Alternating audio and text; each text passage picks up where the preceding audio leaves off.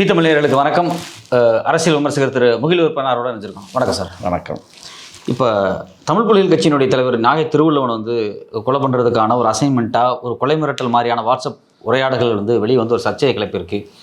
நாம் தமிழர் கட்சிக்கு ஏன் இவ்வளோ பெரிய ஒரு கோபமோ இல்லை இவ்வளோ பெரிய தூரம் கொலை பண்ணுற ரேஞ்சுக்கு ஒரு தலைவரே அவர் ஒரு சமூகத்துக்கான தலைவராக இருக்கார், கொலை பண்ணுற ரேஞ்சுக்கு போக வேண்டிய அளவுக்கு ஒரு டிஸ்கஷன் நடக்குது, இல்லை அவங்க இது மாதிரி செயல்களை செய்கிற அளவுக்கு நாம் தமிழர் ஒருத்தா?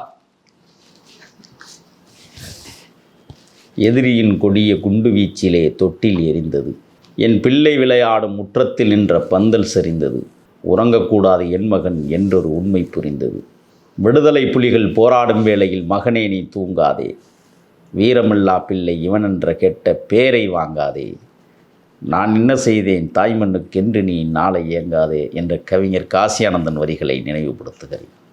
ஒரு தாயக மீட்பு களத்தில் தன்னையே தனலாக்கி கொண்டு தமிழீழ தாயகத்தை மீட்பதற்காக தன்னிகரில்லா யுத்தத்தை தொடங்கிய மாபெரும் மகத்தான மண்ணுரிமை போர் மறவர்கள் விதைக்கப்பட்ட புண்ணிய தேசம் தமிழீழ தாயகம்.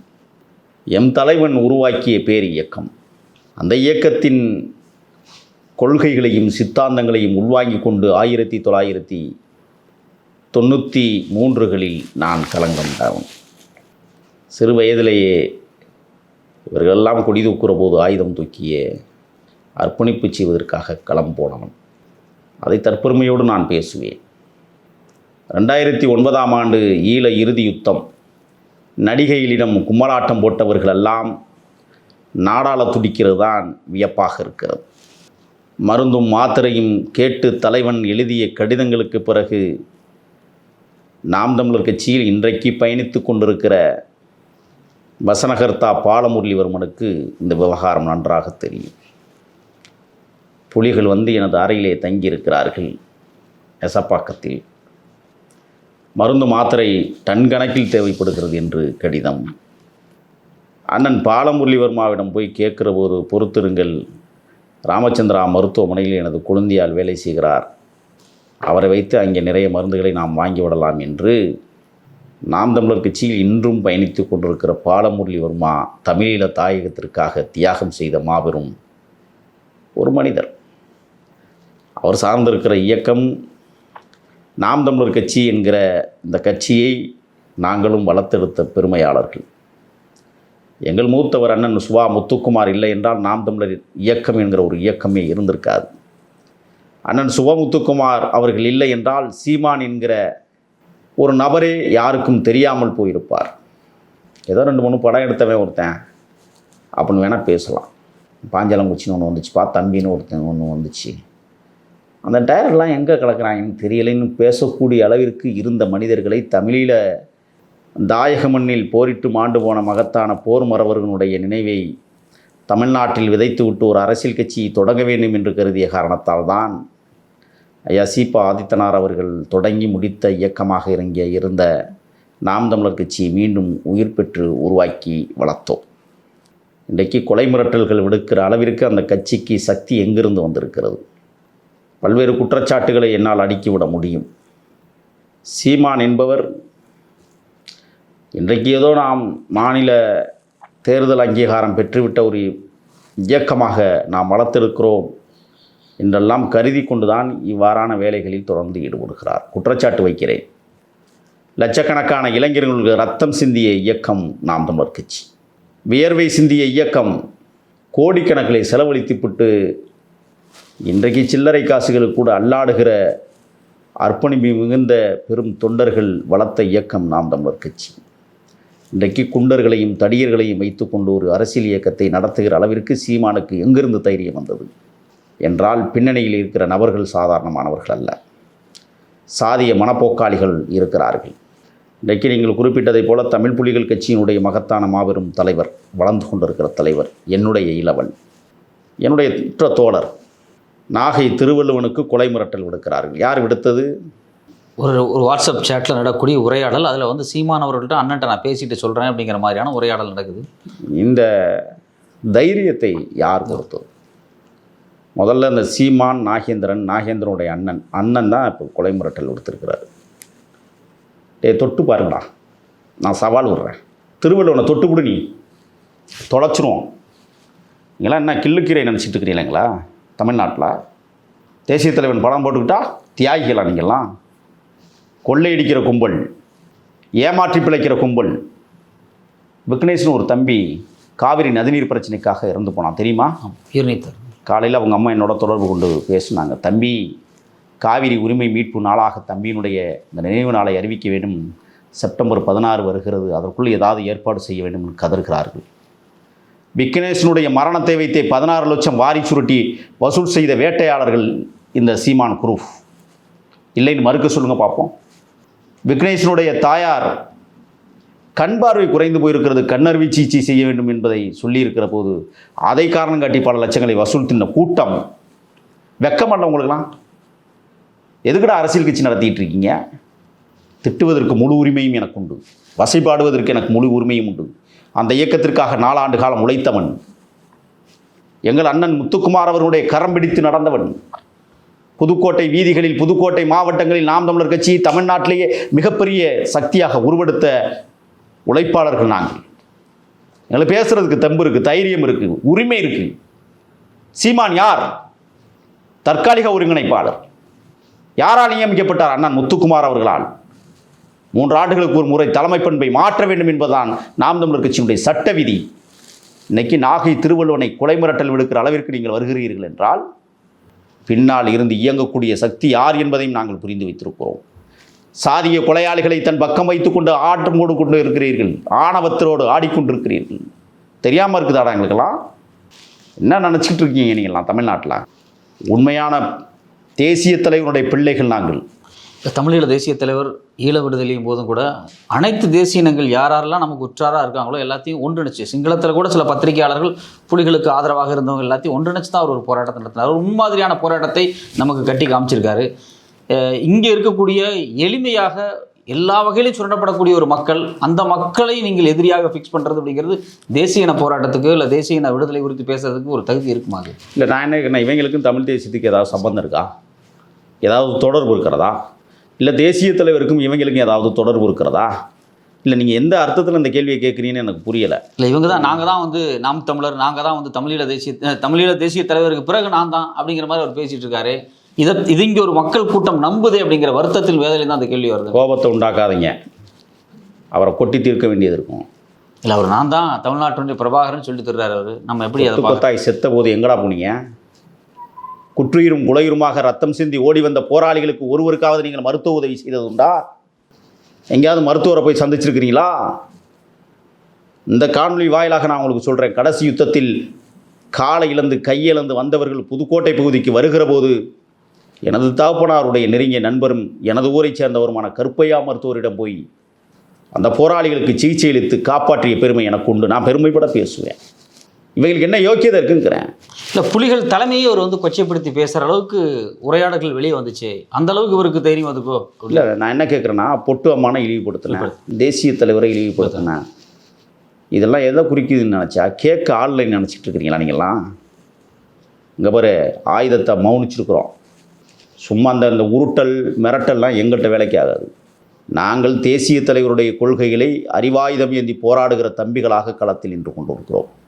அதான் சொல்கிறேன்ல, நாகை திருவள்ளுவனுக்கு கொலை மிரட்டல் விடுத்தவன் யார்? சீமானுக்கு அருகிலே இருக்கிற நாகேந்திரன் என்கிற ஒரு அண்ணனுடைய அண்ணன். நான் மரியாதையாக பேசுகிறேன். ஏன்னா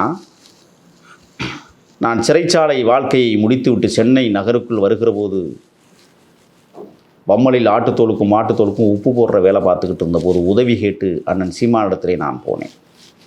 உடனே கையை காட்டினாலும் நாகேந்திரன் என்ன செஞ்சார்னா, சென்னை சிட்டிக்குள்ளே அன்னைக்கு பாரதி கால் டாக்ஸின்னு ஒரு நிறுவனம் ஓடிக்கிட்டு இருந்தது. அந்த நிறுவனத்தில் அவர் வந்து ஒரு முதலாளி மாதிரி இருந்தார். முதலாளியாக என்னன்னு தெரியாது எனக்கு. அங்கே நைட்டு இரவு மேலாளர் பணியை கொடுத்தாரு. அதற்காக நான் இன்றைக்கும் நன்றி கடனோடு அவரை நினைத்து பார்க்கிறேன்.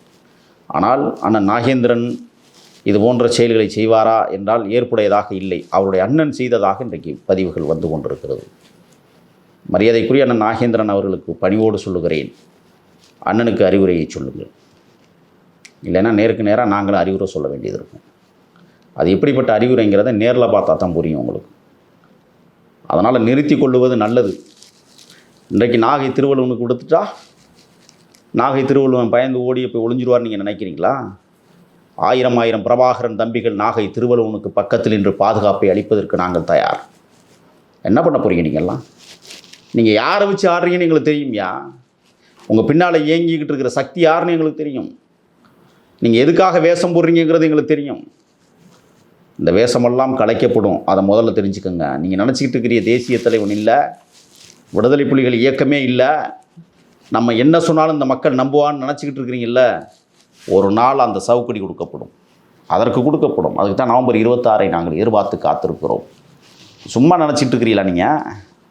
உங்களுக்குலாம் என்ன யோக்கியதை இருக்குது? அந்த கொடியில் 26 கோடை போட்டு பிரபாகரன் பிறந்த நாளை குறிக்கி 27 கோடை போட்டு மாவீரர் நாளை குறிக்கி துப்பு இல்லை உங்களுக்கெல்லாம்? வெக்கமா இல்லை? என்ன அரசியல் கட்சி நடத்திக்கிட்டு இருக்கிறீங்க நீங்கள்? வன்முறை தானா? வன்முறையை எங்கே தெரியுமா செய்யணும்? ஒரு இனத்துக்கான எழுச்சி போராட்டத்தில் செய்யணும். ஒரு இனத்தை வீழ்ச்சி அடைவதற்கு நீங்கள் செஞ்சுக்கிட்டு இருக்கிறீங்க இந்த வேலையை. ஒரு காவல்துறை அதிகாரி வருண் அவர் வேலையை பார்க்குறாரு. ஏதோ இந்த சேட்டைங்கிறவனை பிடிச்சி உள்ளே வச்சுக்கிட்டாராம். அதுவும் குற்றாலத்தில் பிடிச்சி கைது பண்ணி திருச்சிக்கு கொண்டு வந்துட்டாராம்.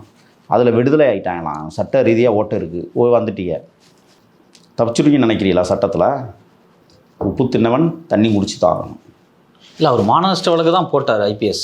ஆனால் இவங்க திருப்பி ஃபேஸ்புக்கில் ரொம்ப கொச்சையாக ட்ரோல் பண்ணதை நம்ம எப்படி பார்க்குறது? இல்லை, அவனுங்களுக்கு என்னென்னா 463 சேனல் வச்சு நடத்திட்டு இருக்காங்க. தெரியுமா உங்களுக்கு? என்ன சொல்கிறீங்க? ஆமாம், அந்த கட்சியில் இருக்கிற பூரா ஒரு சேனல் ஆரம்பிச்சிட்டான். அவங்களுக்கு என்ன வேலைன்னா பொழுதுனைக்கும் திட்டுறது தான் வேலை. அது எப்படி திட்டுவானுங்க? அசிங்கமாக கேவலமாக. அதாவது அது எப்படி சொல்ல, உடல் உறுப்புகளை கூட கேவலமாக பேசுகிற உயிரினங்கள் அதெல்லாம். மனிதர்கள் இல்லை. தன் உடம்பில் இருக்கிற உறுப்புகளை தவறாக சித்தரிப்பது எப்படி சரியானதாக இருக்க முடியும்? அது ஒரு உறுப்பு தானே. அதை கேவலமாக சித்தரித்து பேசுகிறது அது சரியான போக்கு இல்லை. இல்லை, இப்போ ஆர்எஸ்எஸ் இந்துத்துவ சக்திகள் பார்த்தீங்க அப்படின்னா, நம்ம ஏதோ ஒரு மாற்று கருத்து சொன்னால் உடனே நீ இந்துக்கள் விரோதி, நீ முஸ்லீம் கைக்கூலி அப்படின்னு ஒரு போடுறாங்க. இப்போ இதே மாதிரி ஜனநாயகமான கருத்துக்களை நாம் தமிழர்கிட்ட உரையாடல் நிகழ்த்தினா உடனே அவங்க நீங்களா தமிழ் இன விரோதி, நீ ஒரு தெலுங்க, நீ ஒரு கன்னட, நீ ஒரு மலையாளின்னு ஒரு பிராண்டை குத்துறாங்க. இது இந்த 10 ஆண்டுகளில் 2009 இனப்படுகொலைக்கு பிறகு இவங்க கட்டமைத்திருக்கக்கூடிய இந்த விஷயம் தமிழ் தேசிய மக்களுக்கு எவ்வளோ பெரிய பின்னடைவை ஏற்படுத்தும்? இப்போ நான் ஒன்று கேட்கவா? மூணாறில் இருக்கிற தமிழர்களுடைய நிலைப்பாடு என்ன? நாம் தமிழர் கட்சி. வெங்காலூர் என்று சொல்லக்கூடிய பெங்களூரில் இருக்கிற தமிழர்களுடைய நிலைப்பாட்டிற்கு நாம் தமிழர் கட்சியினுடைய சித்தாந்தம் என்ன? கோலார் தங்கவயலில் அவதிப்பட்டு கொண்டிருக்கிற தமிழர்களுடைய வாழ்வியல் என்ன? அதற்காக நாம் தமிழர் கட்சியினுடைய குரல் என்ன? சொல்லுங்கள் பார்ப்போம். மலேசியாவில் இருக்கிற தமிழை அடிபட்டுக்கிட்டு இருக்கிறானே, அதுக்கு என்ன குரல் கொடுக்க போகிறீங்க? இலங்கையில் இன்றைக்கி மலையக தமிழர்கள் நசுக்கப்பட்டு கொண்டிருக்கிறார்கள், என்ன குரல் கொடுக்க போகிறீங்க? சொல்லுங்கள். நீங்கள் தமிழ்நாட்டு தமிழர்கள் அவதி உறுகிற போதே நான் கேட்குறேன், இந்த வேங்கவேல்னு ஒரு ஊரில் மலம் கலந்தால குடித்தவன் தமிழன் தானே, கரைச்சவன் தமிழன் தானே. நீங்கள் இதுவரை என்ன நடவடிக்கை எடுத்துருக்கிறீங்க? உங்களுக்கு வழக்கறிஞர் பிரிவு இருக்குல்ல, நீங்கள் நாம் தமிழர் தானே. ஏன் திருமாவளவனை வசப்படுறீங்க? உங்கள் பார்வையில் தப்பு இருக்குல்ல, அவர் பறையரு, அதனால் வேங்கவேலுக்கு பேசாமல் இருக்கிறாருன்னு சொல்ல துப்பு இருக்குல்ல உங்களுக்கு. நான் என்ன கேட்குறேன்னா, அப்போ உன்னுடைய பார்வை மிகப்பெரிய தவறாக இருப்பதால் தான் நீ அன்னை திருமாவளவனை வம்புக்கு. ஏன் நீ செய்ய வேண்டியதுனடா? உனக்கு எங்கடா போச்சு? உன் மொழி பேசுகிறவன் தானடா இங்கே பாதிக்கப்பட்டிருக்கான். என்னென்ன செஞ்சு வச்சுருக்கிறீங்க நீங்கள் இதுவரை? கனியாமூர் பள்ளி ஸ்ரீமதி மரணத்தில் நீங்கள் எடுத்த நிலைப்பாடு என்ன? நாங்குநேரி பள்ளி மாணவர்கள் சித்திரவதைக்குள்ளாக்கப்பட்டதுக்கு உங்களுடைய நிலைப்பாடு என்ன? மேலவளவு முருகேசன் உள்ளிட்ட 6 பேர் படுகொலை செய்யப்பட்டது 96 இருந்தாலும் இன்றைக்கி அவங்க செத்து போயிருக்கிறாங்களே, இன்றைக்கி உங்களுடைய நிலைப்பாடு என்ன? இன்னொன்று தெரியுமா? கோகுல்ராஜ் கொலை செய்யப்பட்ட போது இதே சீவான் என்ன சொன்னார்? சொல்லுங்க பார்ப்போம். அது ஒரு தற்கொலைன்னு சொன்னார். அப்புறம் எப்படா பண்டைக்கு யுவராஜுங்கிற ஒரு அயோக்கியனுக்கு ஆயுள் முழுக்க தண்டனை கொடுத்து வச்சுருக்கிறாங்க. சீமான் அந்த வழக்கில் விசாரிக்கணும்னு சொல்கிறேன். செத்து போனவன் கோகுல்ராஜ் தமிழன் தானே. எப்படி நீ அறிக்கை கொடுத்தா? நாயக்கன் கோட்டா இளவரசன் செத்து போனான், உங்களுடைய பங்களிப்பு என்ன? ஆணவ கொலைகள் நடக்கிறதே, சாதிய திமிர் கொலைகள் நடக்கிறதே, இதுக்கு சீமானின் பதில் என்ன? ஏன் அவங்கெல்லாம் தமிழர் இல்லையா? யார்ட்டடா ஓட்டுறீங்க நீங்கள்? சொல்லுங்கள் பார்ப்போம். ஒரு விடுதலை, இனத்திற்கான விடுதலை என்பது அடக்கப்பட்ட மக்களிடத்தில் இருந்து தான் பிறக்கும். அதிகார மையத்தில் இருக்கிற மக்களிடமிருந்து எந்த காலத்திலும் விடுதலை பிறக்காது. அதிகார மையத்தில் இருக்கிற சாதிய கட்டமைப்போடு இயங்குகிற இயக்கம்தான் இன்றைக்கு நாம் தமிழர் கட்சி. அங்கேருந்து நீங்கள் இனத்துக்கான விடுதலை எப்படி எதிர்பார்ப்பீங்க? அது பணத்திற்கான விடுதலையை அவர்கள் வென்றெடுப்பார்கள். இனத்திற்கான விடுதலை அவர்கள் ஒரு நாளும் வென்றெடுக்க. நான் என்ன கேட்குறேன்னா, முதலமைச்சர் ஐட்டா சீமான் வந்து தமிழ்நாட்டிற்கு ஒரு பாராளுமன்றத்தை நிறுவிடுவாரா? இதெல்லாம் பேசினாரே, எங்கே பண்ணிவிடுங்க பார்ப்போம். உங்களை முதல்வராக்க போகிறதில்ல, அது வேறு விஷயம். கோட்டையில் இந்திய தேசிய கொடியை ஏற்றி தான் ஆகணும் முதலமைச்சர்னா. விடுதலை புலிகள் கொடியை ஏற்ற முடியாது. சட்டம் என்ன சொல்கிறது? இந்திய அரசமைப்பு சட்டம், அதுக்கு கட்டுப்பட்டு தான் இந்தியாவில் இருக்கணும். இந்தியாங்கிற ஒரு கட்டுப்பட்ட நாட்டுக்குள் நீங்கள் கட்சி நடத்துகிறீர்கள் என்றால் இந்திய அரசமைப்பு சட்டத்திற்கு உட்பட்டு தான் நீங்கள் அனைத்தையும் செய்ய வேண்டும். அதை மீறி போகிறீங்கன்னா நீங்கள் ஆயுதம் தான் எடுக்கணும். நீங்கள் ஆயுத வழி போராட்டத்துக்கு தயாரா? நீங்கள் ஆயுத வழி போராட்டத்துக்கு தயாரென்றால் நான் உங்களோட வர்றேன். உங்களுக்கு தெம்பு இருக்கா, திராணி இருக்கா? யாரை எதிர்த்து போராடணும்? நீங்கள் உங்களுக்கு எதிரி யார்? இந்த இனத்திற்கு எதிரி யார்? இந்த இனத்திற்கு ஆரிய பார்ப்பனர் கூட்டம், வந்தேரிகள் கூட்டம், அது மட்டுமல்ல ஆர்எஸ்எஸ் கும்பல், இந்திய இறையாண்மை என்று சொல்லக்கூடிய கூட்டம். இன்றைக்கி நீங்கள் வட இந்தியாவில் போனீங்கன்னா தமிழனை எப்படி தெரியுமா பார்க்குறான்? ராவணன் பரம்பரை தான். இப்போ நடந்துக்கிட்டு இருக்கிற யுத்தமே ஈழத்தை அங்கீகரிக்க மறுக்கிற இந்தியா என்ன காரணம் சொல்லுதுன்னா, அது ராவண தேசம், அதுக்கு ஏன்டா நம்ம விடுதலை வாங்கி கொடுக்கணும்? ராமனையே கொச்சைப்படுத்தினது, ராமன் குடும்பத்தை கேவலப்படுத்திய ராவண கூட்டத்துக்கு நம்ம விடுதலை வாங்கி கொடுக்கணுமான்னு பேசுகிறான் வட இந்தியாவில். உங்களுடைய நிலைப்பாடு என்ன? ஏதாவது சொல்லு இருக்கா? அவர் இந்தியாவே என் நாடு தான் அப்படிங்கிறாரு. யார்? சீமான். இந்தியாவில் நம்ம தமிழர்கள் நாடு தான், நாகர்கள் வாழ்ந்த பகுதி, அதனால தான் நாகாலாந்து, நாகப்பட்டினம், நாகபுரின்னு பேசுகிறோம், ஒத்துக்கிறோம். புரட்சியாளர் அம்பேத்கரே சொன்னார், என்னுடைய மூதாதையர்கள் தமிழர்களாக இருப்பார்கள்னு தான் பேசியிருக்கிறாரு, ஒத்துக்கிறோம். அப்புறம் ஏன் கேரளாக்காரன், மலையாளக்காரன், கன்னடத்துக்காரன் ஏன் பேசுகிறீங்க? இந்தியா ஓநாடு தானே, அப்புறம் எதுக்கு அவங்கள பிரித்து பேசுகிற? காவிரியில் தண்ணீர் கொடுக்கல கர்நாடகக்காரன்னா அது அரசியல் செய்கிற சூழ்ச்சி. அங்கே இருக்கிற மக்களாக கொடுக்கக்கூடாதுண்ணா.